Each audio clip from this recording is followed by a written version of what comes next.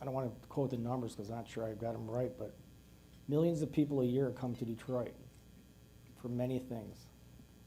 So if we just keep adding these sports events or whatever we add, conferences, they'll just keep increasing it. The Rocket Mortgage Classic, when you first raised the idea with the PGA of having this event, did it take a hard sell job to get them, I mean, to work it out so it was able to be held there?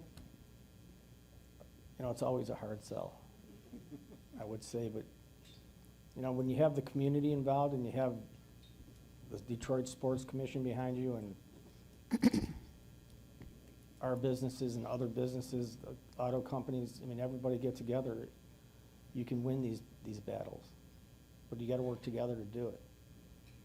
And it's really been successful, and it's raised a lot of money too for Detroit Connect, which is to make sure all Detroiters can connect on the internet and also have the equipment that they can connect. That's been a big problem, the digital divide.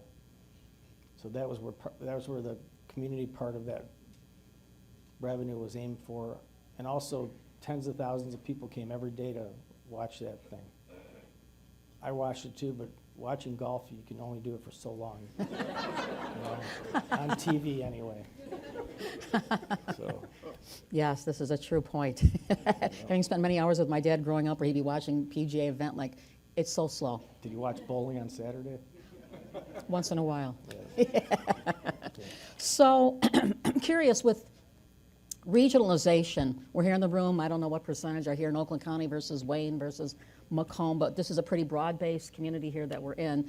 The talk of region working together. You've been in this game for a while. How do you see the efforts to coordinate and cooperate on things like the draft and whatever? Is there enough of that going on? Do you see room for improvement? Well, it's starting to get better. It was terrible, as you probably all know, for decades.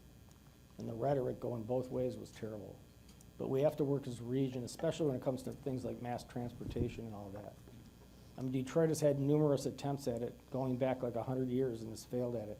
Most of these systems are funded by the federal government, but you have to have a regional transportation authority, which we're finally having now.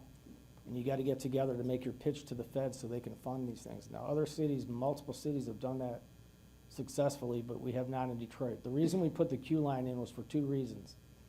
Number one, it was just to make sure we could move people in downtown, because that's real important. But the main reason was to prove to the feds that we could get something done. Look, we did this 3.5 mile lane, all privately funded, mostly privately funded, so we can do it. And they were happy about that. But the more groups that get behind doing a regional system, the more chance we have of the feds funding it. And just think about how great that would be if you had lines going to Metro Airport, up Woodward all the way to Pontiac, and then going west, and then going east. I mean, it would be unreal. It would be a different city. And again, it'd give us the ability to attract more talent here. These kids today, they don't want to drive cars. They'll take a bike or they'll take a train. Mm-hmm. They may take a bus. But I think a bike and train are their main ways. Maybe walking, they like that too. They brag about not having cars, actually. Go ahead and ask any 21-year-old, what car do you drive? And they look at you like you're nuts. I mean, that's too bad here because we sell them all. But.